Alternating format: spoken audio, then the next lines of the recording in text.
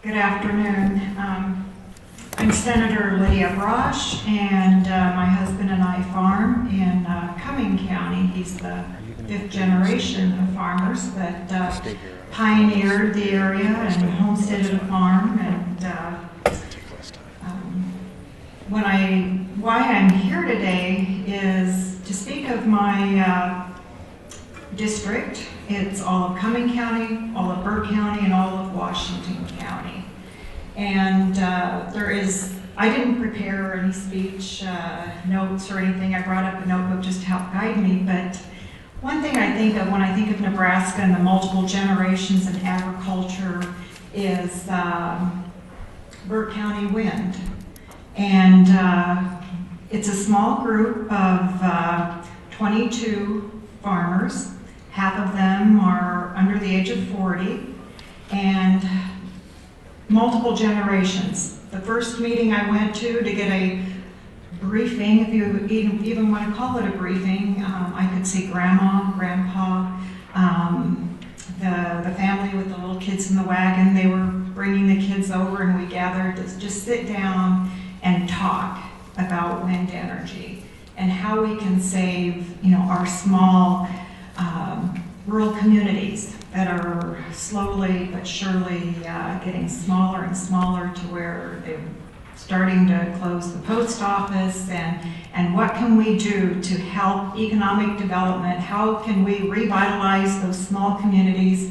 And I think about, there's a painting by Elizabeth Dolan called The Spirit of the Prairie, where people came here, and we honor them because they broke the sod. Well, this group of 22 have broke the sod, and they've formed a 100% seabed community-based business, an LLC, where being the fourth highest potential for wind energy in our entire country, we rank number 47 in the use of renewables.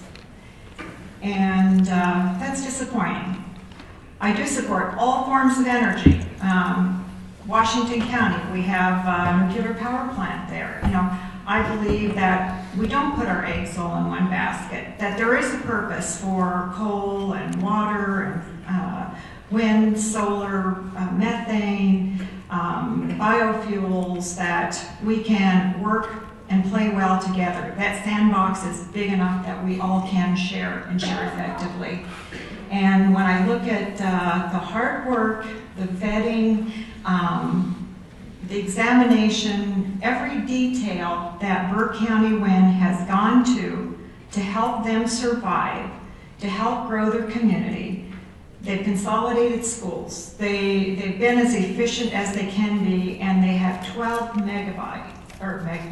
megawatts that they've gone to NPPD, OPPD, that municipalities, they are not asking for anyone to give them a hand out, but just a hand up. Let us connect. Let us broaden our tax base. And as their representative, it is our duty as all of representatives here. You can go to the senator's web page and see what your senator is deemed to do, and that is to help your constituents, help the entire state, help to make wrongs right, to make correction. And the best possible scenario, as I was telling Senator Harr, was when we can do it as good citizens because it's the right thing to do. Legislation is for public safety. I think legislation mandates are your last recourse. And I hope that we can connect a 12 megawatt, 100% sea-based wind energy project somewhere, somehow.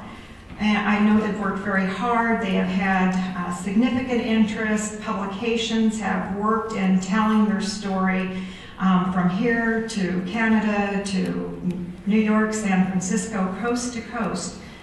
But we are still falling short of that connection. And with all the wind that we have, all the other options, I'm here today basically to share their story, to be their advocate for them and the entire state.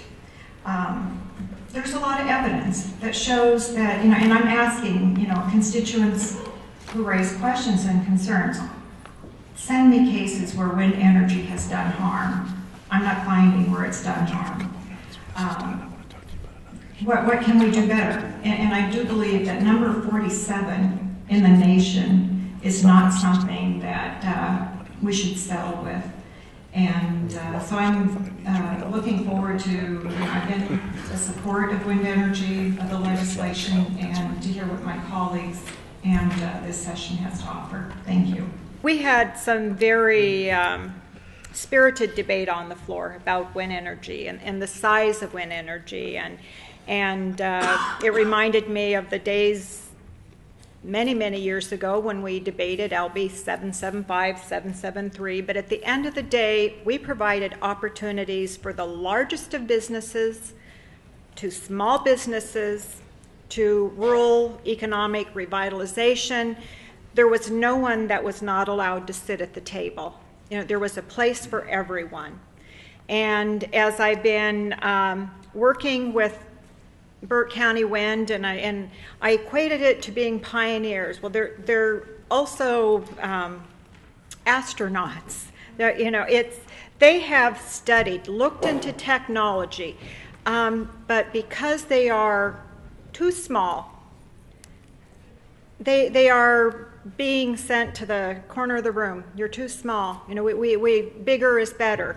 And I think when it comes to wind, that size does not matter, that the way they have chosen to set up their seabed, every nickel and dime helps the economy of that county. From local banks to local companies, from start to finish, every nickel and penny is being reinvested. One of the things that I was told is, oh my gosh, it's going to be 4 cents more on a utility bill at the end of the month. Your system's going to amount, and this was an analysis done, I believe, by NPPD, that it's going to cost 4 cents more.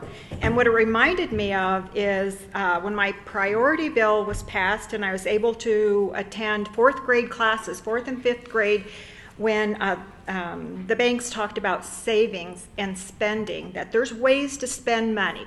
There's ways to spend money where money is gone.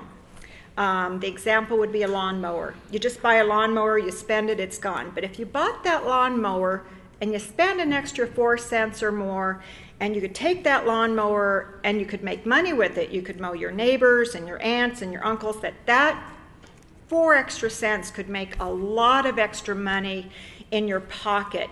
I'm looking what 4 extra cents a month could do for Burt County and other counties in our state and in our entire state. When you invest locally in your banker, in your Main Street, that is growth that generates more growth. And people are choosing to use renewable. That's a choice. Their investment is their choice. That's entrepreneurship. That is also investing in the future, again, of their children, their great-grandchildren, and children to come. But as I'm writing letters, I'm talking to people, it's, that 12, that number 12 is just too small for anyone to pay attention to them. It's the little train that can, and it's not moving at this point. And that's so disappointing, especially when Burt County is located within 30 minutes of Nebraska's only metropolitan city. You do a circumference, of a 100-mile radius, and it could make a huge difference. And every year, when we take census, the population shifts and goes east. And as Senator Schultz was saying, the impact and the results could be dynamic. It could be that piece of our history that can correct itself. And again, I'm not saying that it's just wind. You talk to Danny Cluthy, in or neighboring county. He's not my constituent, but he's doing amazing things on his farm with methane. And the stories are all over our state, you know, how we can grow our tax base, become less dependent on foreign oil, make use of domestic energy sources. But again, this is one story of a very, you know, the only 100% seabed, and we have made, you know, numerous phone calls, numerous letters, numerous inquiries, and I don't know, you know, how you turn that around. Does it have to be legislation? Are we a legislative state that if we write it, they will do it? I'm sorry, but we never operated that way in our history until now. Maybe that's why we keep getting 600 plus bills each year. That's just the way it works. But this group is to be commended.